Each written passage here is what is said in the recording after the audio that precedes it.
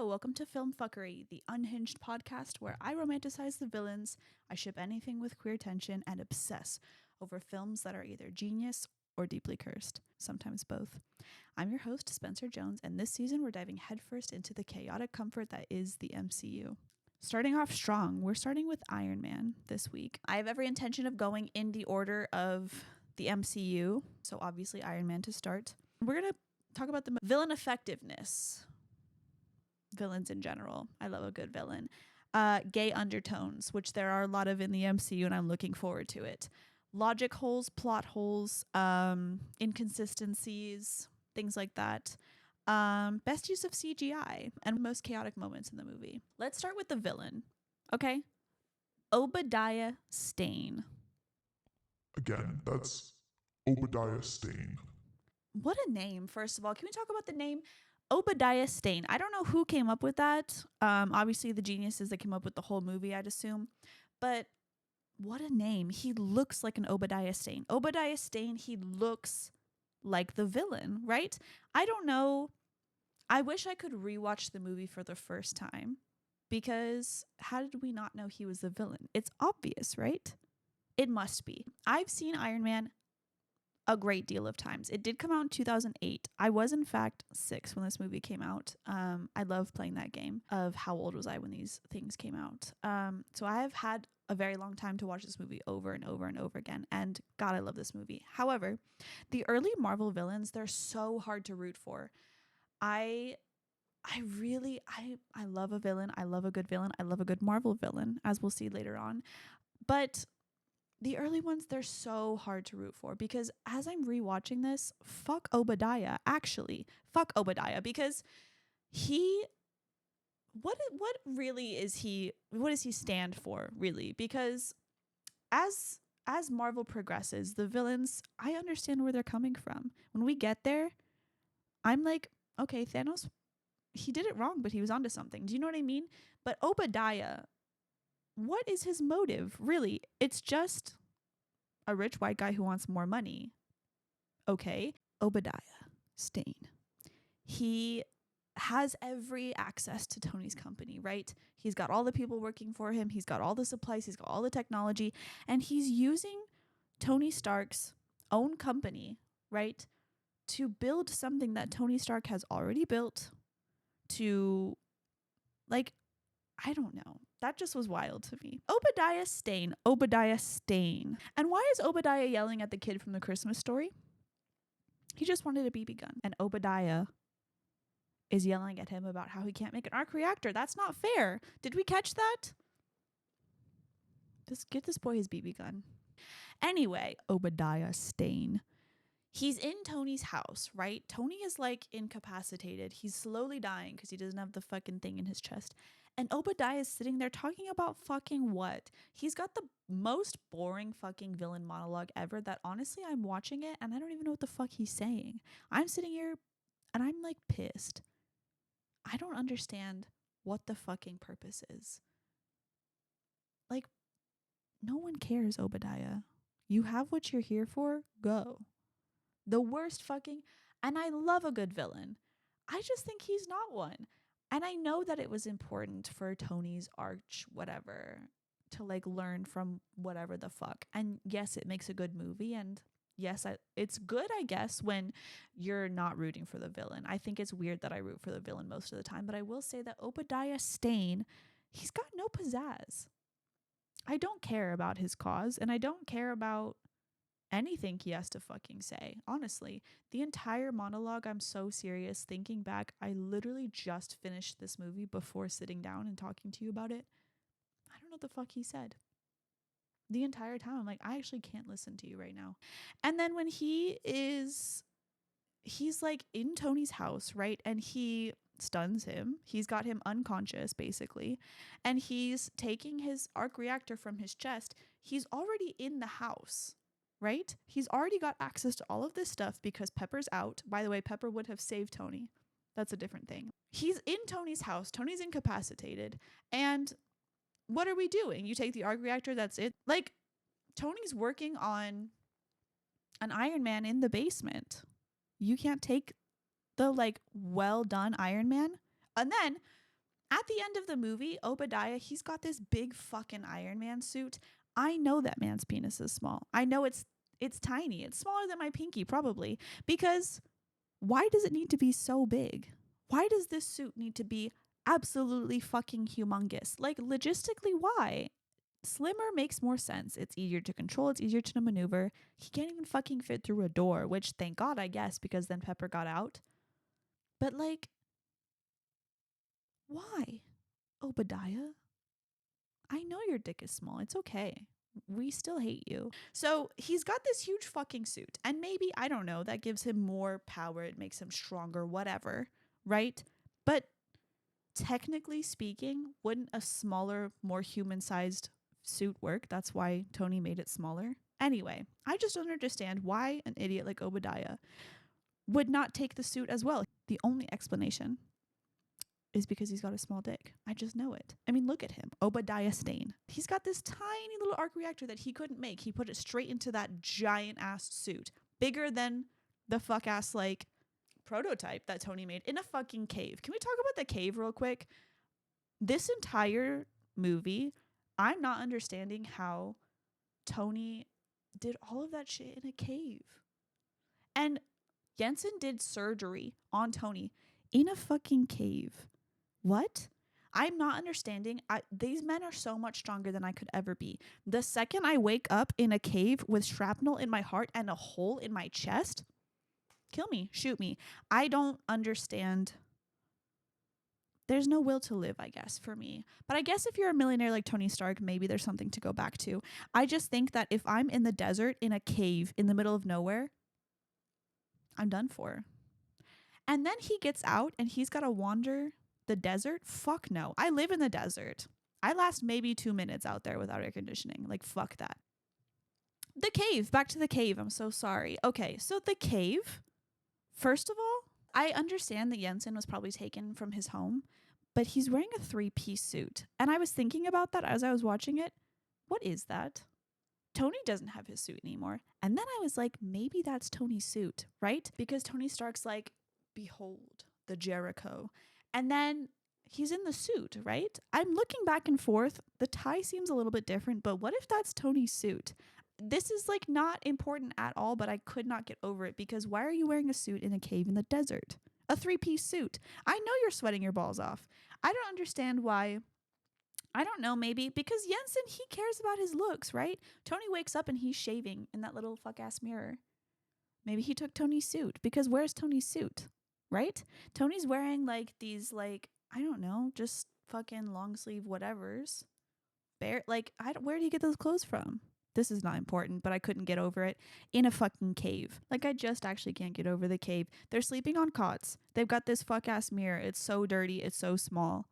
And Jensen's like, he's shaving his little, like, his perfectly good mustache. I know Tony was shaving too. They were there forever. And he's still got that perfect Tony Stark. What are they doing? Like, Tony should have died from an infection, actually. He's got that thing shoved up to his nose. Like, how did Jensen do that? I just don't understand. It must have been Jensen, right? I guess maybe the terrorists have like a medical person who did it, but like in a cave. Okay, I'm so sorry. I'm getting too into the cave. Jensen, what a guy, right? Thank God Jensen and Tony were just like buddies. Do you know what I mean? I guess that's what trauma does to you. You buddy up with whoever's nearest to you, whoever aligns closest to whatever you're trying to do. They're both trying to get out. But God bless Jensen, right? He helps Tony through all of this. Thank God he's smart and is able to help Tony through all of this. And he sacrifices himself for Tony. I mean, not really for Tony. Like, he said that was the plan all along. And man, I'm such a sucker for the people that are like so peaceful at their death in any movie or show, really. I'm such a sucker for it because the way that it brings tears to my eyes every single time when a character is like, this is what I wanted. I'm going to join my people now. Jensen's going to see his family. That was the plan the whole time, he said. But his family's dead. He's going to see them now. Wow. Every single time, that it really is so powerful. It makes me emotional, really. And I'm such a sucker for it every single time. Like, wow. I'm in such awe of Jensen, actually. What a character. After Jensen dies and he comes out in this big old suit. First of all, the suit. Okay. The first time we see the prototype suit with it comes up all next to him, the camera, and it shoots over to him and it's this like dramatic, like, look at this suit. It was so goofy to watch, knowing where the MCU goes after this movie, knowing what the new Iron Man suit looks like, knowing what Iron Man accomplishes throughout the MCU, to see this like first glimpse, all dramatic like, of this like goofy metal suit. It's huge. It's like barely functions. He's wearing gloves. It's not even like real. Like, it's wild. Anyway, he comes storming out in this giant suit.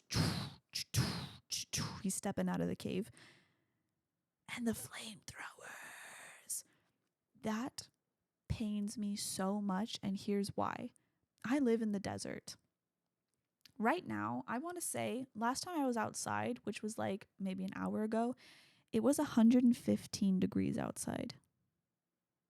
And I don't even know if that was like the peak of the day, and it's only going to get hotter. So to see these men, they're sweating, right? They've got the guns. And then Tony's got this fucking flamethrower. Holy shit. I don't care what I'm fighting for. I'm running. I see flames and I'm standing in the desert. Oh my God. My skin is like, I'm getting goosebumps thinking about it because I'm scared. Like, the heat of the flamethrowers on top of the heat from the sun, I can't handle that. That hurts me. That's not even an important detail to the story, but like, ouch. Every time I watch that, I'm like, these poor guys. I don't feel bad. They're terrorists. But ow! Okay. The suit, the big fucking prototype suit, I always forget that shit flies because it's so big. And granted, I know it flies for like maybe 5 minutes just to get him out of there. And then he crash lands in the fucking desert. And he's got to walk around hoping to God someone is fucking looking for him in this desert. What? What? I guess if you're a millionaire and you have to go back to Pepper, like, I understand there's something worth living for. But fuck, if that was me, I'm dead. I'm just laying there in like the rubble of the suit and I'm dying in the desert. I'm not walking around that shit. Hell no. He's so brave for that. And thank God he got his cheeseburger. I would do that too. Okay, gay undertones.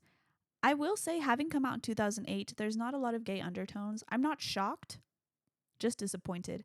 However, besides like, there was one moment where the terrorist, and I wish I looked up his name before this, but I didn't. He's looking at Tony's reactor, and Tony's got his like shirt open, right? And he just like sensually opens his shirt a little bit to touch the reactor.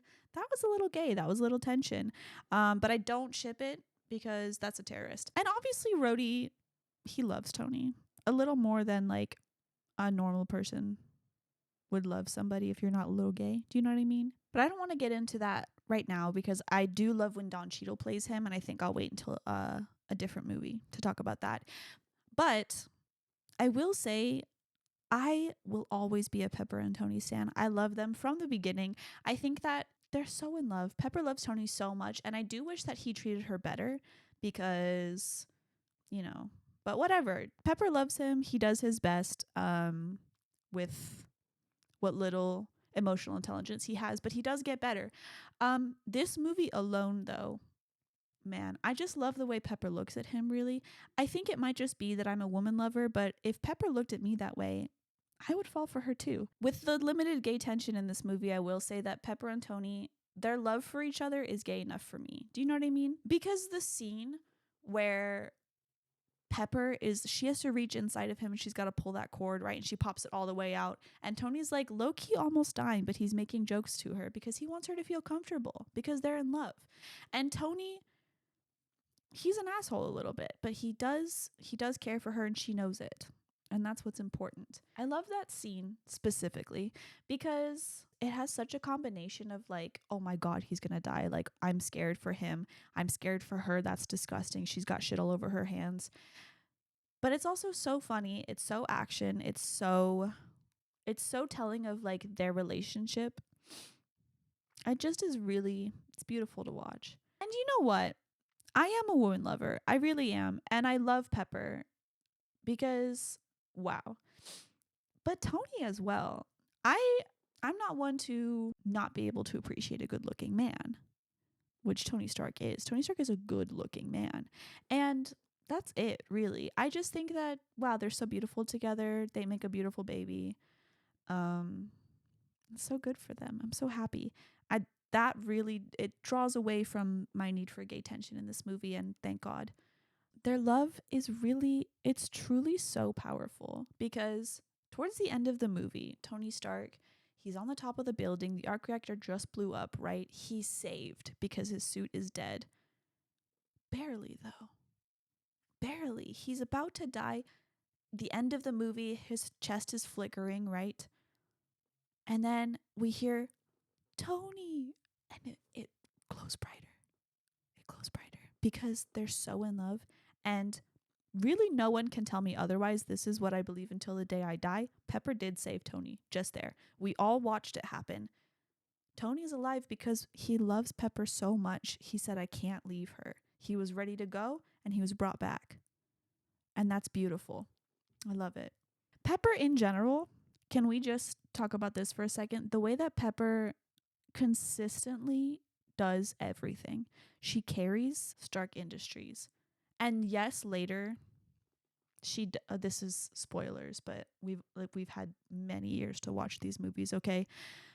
Later she does take over the company from Tony, but it was like a long time coming. Like she's really been the powerhouse. Like where would Tony be without her truly? Nowhere. Because when she says you wouldn't be able to tie your own shoes without me, that's true. That's true. And low key Obadiah too. Can we take it back to him for a second? Obadiah Stane. He wouldn't be anywhere without Pepper either. She's running the whole damn company. And I know he likes to think that he could do more if it was just him. And that's why he's trying to get Tony out of the company. And that's why he's trying to do like all this shit by himself. But Obadiah, really, it's Pepper, okay? Logistically, this movie came out in 2008, right? And yes, there's AI, right? Jarvis. There's all of these little machines that Tony's using to put on and take off his suit and to like help him around his fucking little garage thing, right? And it's all of this like crazy technology, like 2008. This technology basically still doesn't exist. It kind of does, but in the way that like he puts the idea of the suit onto the thing and then it's like 3D and he's like taking parts out and throwing them in the trash and spinning it around and everything. I don't know if that exists. It might. I probably should have looked it up. I'm not going to. Someone can tell me I'm wrong.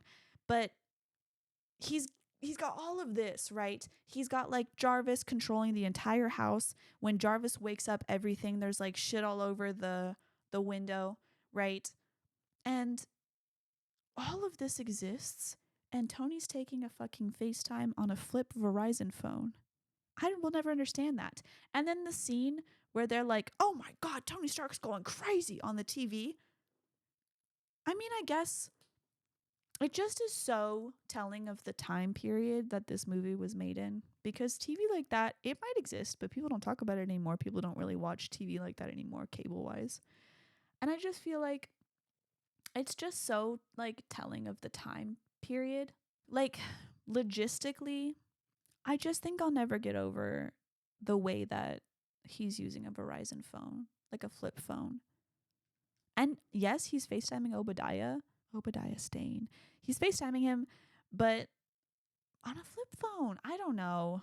And later on the line, they literally have like, it's like glass, but it's a phone. I think that the creators, I don't know if it was like chosen that like why would Tony Stark make the technology of like a phone and like later on in the movie he's like filming his process of like Iron Man Mark 1, Mark 2, Mark 3 whatever, and he's filming it on this like really like normal 2008 video camera.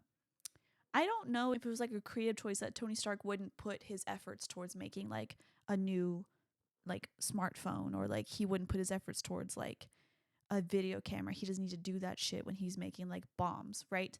But it just seems so interesting to me that he's got all of this upgraded technology in his basement and he's doing all this shit with AI and he's doing all this stuff and he's making an Iron Man suit and he can call someone and see them visually like in the Iron Man suit. But he's got a fucking flip Verizon phone. I don't know. I couldn't get over that. I don't know if that was on purpose or they just like couldn't even fathom an iPhone in 2008, but whatever. Continuity wise, and this is not a plot hole. This is, I really greatly appreciate that so early on Marvel knew what they were doing. Agent Coulson.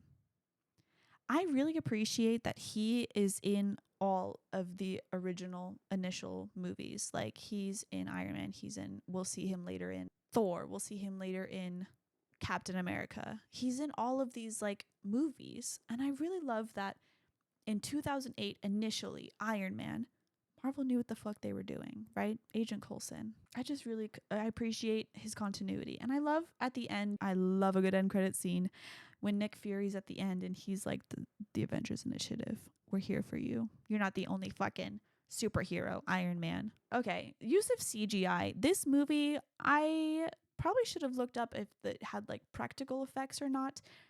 I would say if the CGI was used, it was very well done. It was very minimal. It didn't need a lot of CGI in this movie, though. There's no like Hulk.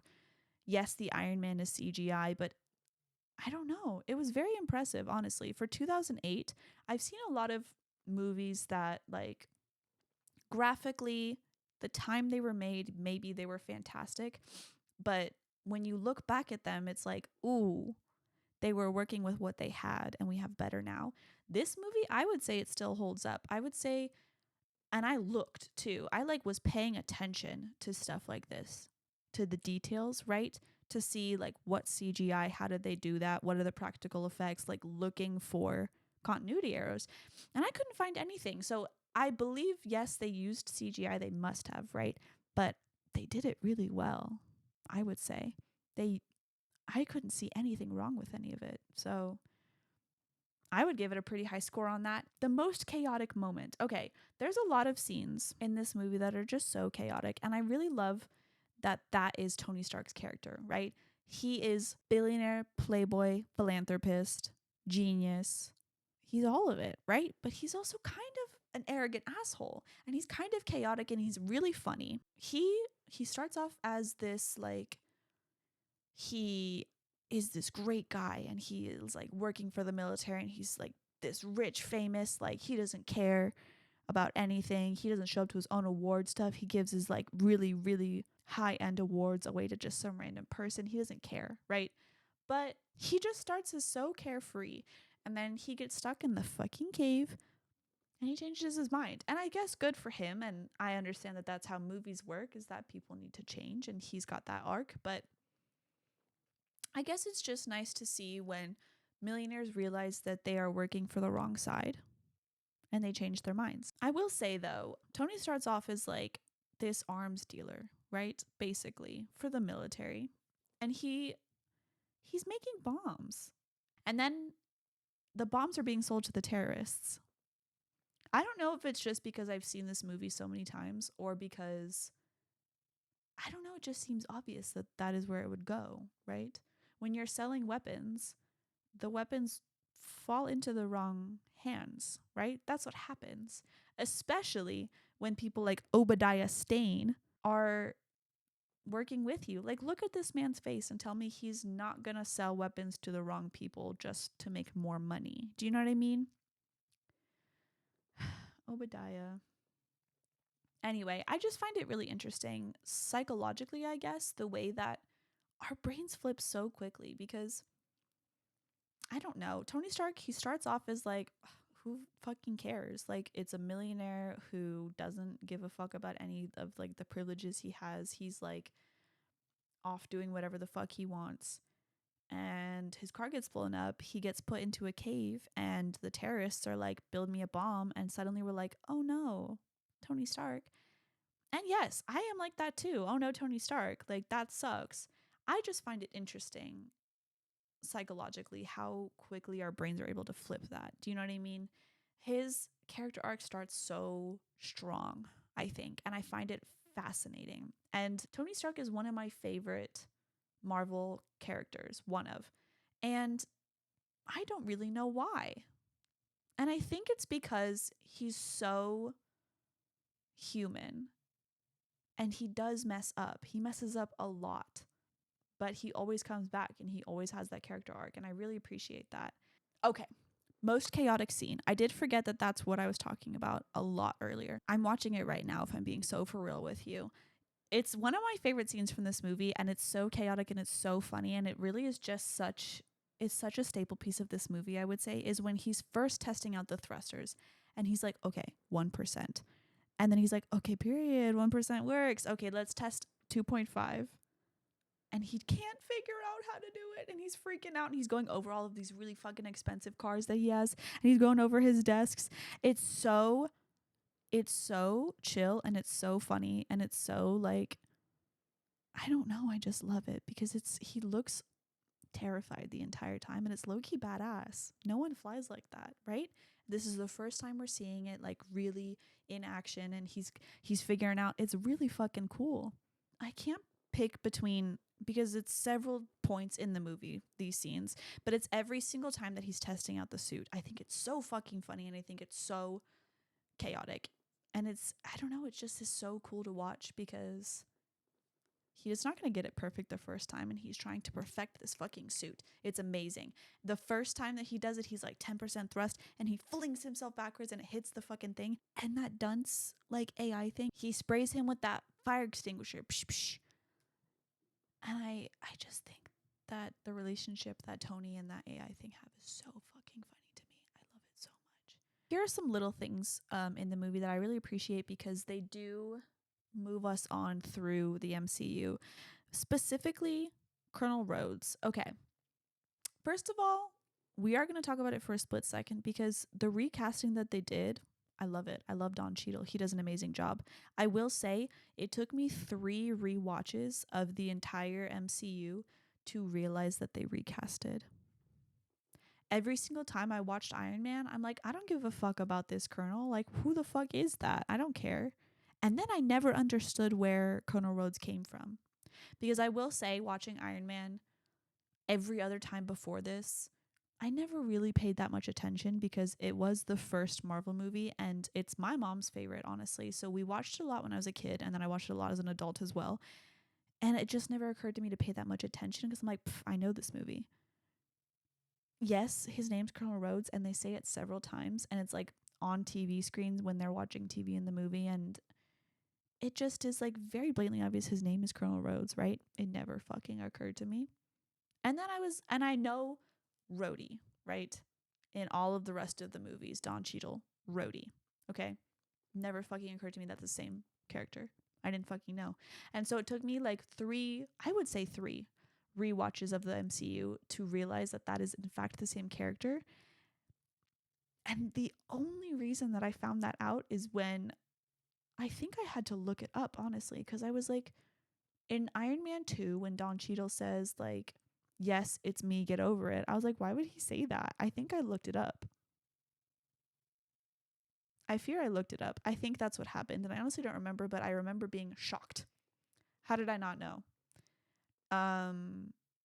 It's really, truly embarrassing. But I do know now. And I will say that a little part that I missed until literally this watch, I did not notice that, is when Tony goes out with the red Iron Man suit and he's going to fight Obadiah and Rhodes is like helping him, right? And Rhodey looks back at the like prototype suit, the gray one, and he says, what does he say? He says, next time, baby. And I love that. I love that. I never knew he said that. And I was like, okay, Marvel, like you guys knew what you were doing. And I understand that they're following like the comics and everything and like Rhodey becomes War Machine, whatever. But like they knew what they were doing. Here's what I find to be, and this is something I can never get over no matter how many times I watch any of the fucking Marvel movies. Picture this. Go on a mind journey with me, if you will. I have this brand new fucking car, right? I just got it paid off. This is my like I'm so happy that like I've been working really hard in my like career in New York, probably, right? And God, cost of living is so high there. And I'm just scraping by, and I have this really nice car that I've parked on the side of the road because there's no fucking and parking in New York. And my pride and joy, I really love that car so much. I'm sitting on my couch and I look out the window and there's people fighting in the street. Uh-oh. That's kind of weird. Hey, who's that guy in the suit? That's kind of weird. Um uh-oh, that guy is throwing my car. The car I just paid off. He's throwing that car into the other guy. Who's paying for that car? I know they're not. I know the government's not. I know that if I go to my insurance company, they're not going to fucking believe that a man threw my car at another man. What? Who's paying for my fucking car? I just paid that shit off. And I'll really never get over it because no matter how many fucking Marvel movies I watch, it always comes back to mind. Who's going to fucking pay for that car? What the fuck? Or like, who pays for like when my apartment gets smashed into? Do you know what I mean? Like, the Hulk is climbing on buildings. Who's paying for my fucking office to get fixed or my apartment building to get fixed or there's a hole in my wall from aliens? What? Who pays for this shit? And I never understand. And I feel like maybe Tony Stark is helping out. And I guess it does kind of talk about it in one of the Spider-Mans when we'll get to it later, but I just am not like that's labor and that's work. And who is helping me buy a new car? I have to get around. Even if it's not in New York, like I guess New Yorkers walk. I've only been there once, but I just paid that shit off. Do you know what I mean? Why are we not talking about this enough? You know what else we don't talk about enough? How many times, okay, Colonel Rhodes was recasted once, right? It happens, whatever. It was like several years later, maybe that other guy. I honestly don't even know his name. I know Don Cheadle. I don't know this guy's name. I could look it up. I don't want to. They recasted him once, okay? Yes. Can we talk about how many Howard Starks there are? He got recasted so often. I'm looking at this movie in Iron Man, and they're showing like the beginning where it's like the magazines and they're like, and Tony Stark when he was 21 he took over his father's business, but they're showing pictures of Howard Stark. Who is this man? Because that's a different Howard Stark than we see later, and then that's a different Howard Stark than we see later. And if I may, and I don't hear enough people talking about this, the old Howard Stark looks nothing like the young Howard Stark, and I know that it's supposed to be like older, younger. They don't look the same at all. That was poor casting. And I will say that like most of the casting is pretty okay. But what are we doing? I don't know. I just like the Howard Stark it's always pissed me off low key. I just will never get over it. Why are we recasting him so many times? And I guess he's a minor character, but like that continuity I just really can't get over. I don't really know how to end a podcast if I'm being so fucking for real. So I think that I'm going to end it with a quote that I've randomly written down from Iron Man. I don't know why this is the quote that I wrote down, but when he's talking about the Jericho and he goes, the way he talks, I love the way he talks in that scene. I don't know why. It's always scratched my brain perfectly right. And he goes, I prefer a weapon you only have to fire once.